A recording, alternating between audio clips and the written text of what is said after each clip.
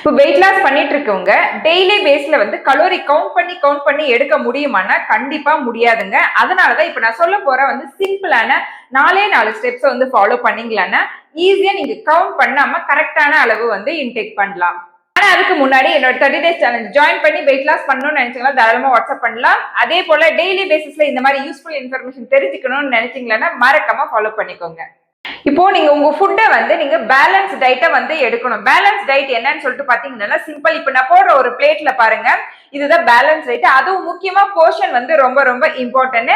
நீங்க வீட்லயே சமைச்சு சாப்பிடுறது ரொம்ப பெஸ்ட். அப்படி இல்லைங்க நான் ஹோட்டல்ல தான் சாப்பிடணும்னா ஒண்ணு ஒரு பண்ணாதீங்க. ஹோட்டல்லயே வந்து நீங்க கேட்டீங்களன்னா அந்த குவான்டிட்டியை வந்து கண்டிப்பா வந்து கொடுப்பாங்க.